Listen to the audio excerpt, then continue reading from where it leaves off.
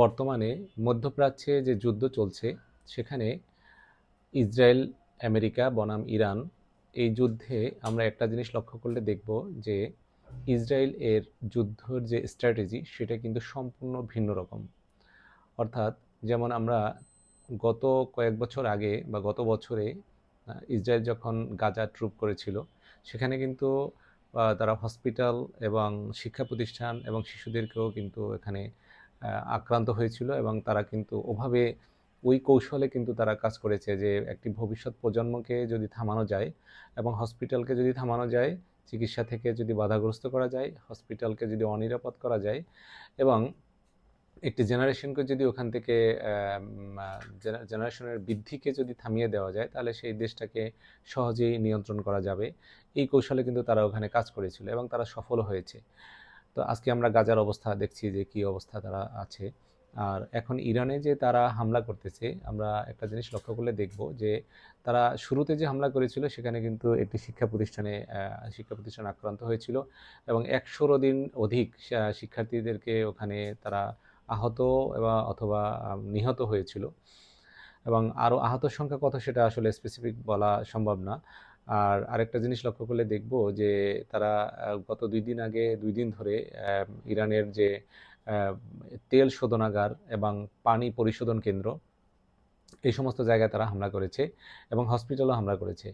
আরেকটা কৌশল হলো তাদেরকে যে একটি ওই ইরানের যে সর্বোচ্চ যে নেতা আয়াতুল্লাহ খমেনি, আল খমেনি, উনি যে ওনাকে যে মেরে ফেলা হয়েছে, পাশাপাশি ওখানে যে অন্যান্য যে আইআরজিসির যে প্রধান প্রধান কর্মকর্তা এবং শুধু উপরের লেভেল না, কয়েকটা লেভেলে যে সমস্ত নেতারা পরবর্তীতে নেতৃত্ব দিবেন, যে সমস্ত অফিসাররা পরবর্তীতে একজনকে যদি আক্রান্ত করা হয় পরবর্তীতে যারা নেতৃত্ব দিবেন, এরকম কয়েকটা স্তরের নেতৃত্বস্থানীয়কে কিন্তু ওখান থেকে সরিয়ে দেওয়া হয়েছে।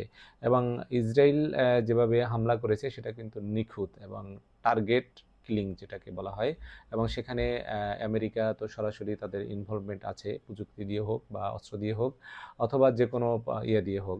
তো ইরানের এখানে ঘাটতি কি? ইরান হলো তাদের আকাশ প্রতিরক্ষা ব্যবস্থা নেই বললেই চলে।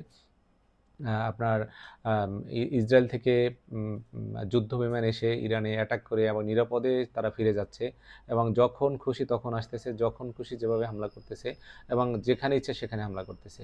তো এখন একটি দেশকে যদি একদম ধ্বংস করে দেওয়ার ইচ্ছা থাকে, তাহলে সেই দেশের শিক্ষা, আর হলো জ্বালানি, আর হলো নেতৃত্বস্থানীয় যারা আছে, আর হলো হসপিটাল, এই চারটাকে ধ্বংস করলেই তো মোটামুটি একটি দেশকে ধ্বংস করে ফেলা যায়। তো সেক্ষেত্রেও কিন্তু ইরান, ইসরায়েল এক্ষেত্রেও কিন্তু সফল। ইসরায়েল কিন্তু যেভাবে করতেছে, তাদের যে কৌশলে তারা আগাচ্ছে, সেক্ষেত্রে ইরানিও তারা সফল হচ্ছে এটাই মনে হচ্ছে। আর এখানে আসলে যে মূল বেনিফিটেড কে এখানে, আমেরিকা বেনিফিটেড নাকি ইসরায়েল বেনিফিটেড? আসলে এটা একটু ডিফিকাল্ট হিসাব।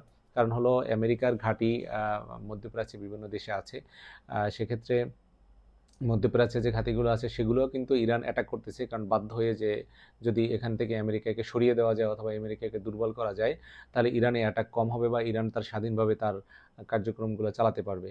এদিকে ইসরায়েল চিন্তা করতেছে যদি তাদের বিপক্ষ হিসাবে যদি চিন্তা করা হয় মধ্যপ্রাচ্যে, তাহলে শুধু ইরানই এখানে তাদের সমকক্ষ হোক বা তার কাছাকাছি শক্তিধর দেশ। আর আরব দেশ, অন্যান্য মধ্যপ্রাচ্যে যে দেশগুলো আছে সেগুলো কিন্তু আসলে ইসরায়েলের সাথে ফাইটিংয়ে টিকবে না, কারণ আরব দেশ বা অন্যান্য দেশে যে আমেরিকার যে ঘাঁটিগুলো আছে সেগুলো কিন্তু আমেরিকা নিয়ন্ত্রিত।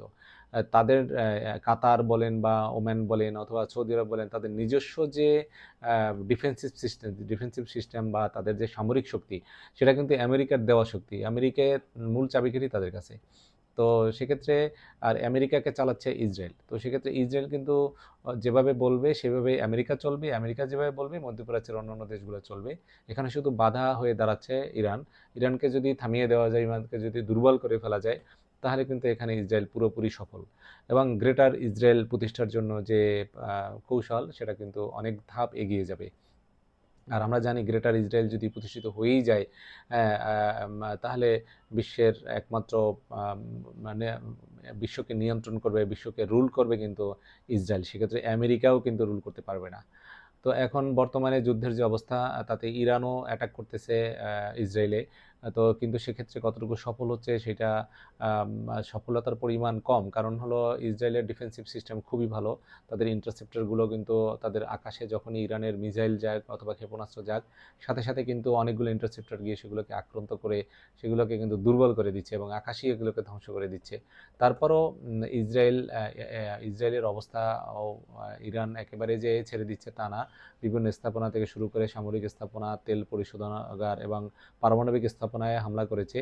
তো আমরা যে অবস্থা এখন দেখতেছি তাতে তৃতীয় বিশ্বযুদ্ধের যে পরিবেশ সেটা মানে না হোক সেটাই আমরা চাই। তবে যে পরিবেশ তৈরি হচ্ছে তাতে তৃতীয় বিশ্বযুদ্ধের দ্বার প্রান্তে বিশ্ব দাঁড়িয়ে যাচ্ছে কিনা সেটাই একটা চিন্তার বিষয়। আমরা চাই এই যুদ্ধ থামুক এবং মানুষ বেঁচে থাকুক, মানুষ শান্তিতে থাকুক।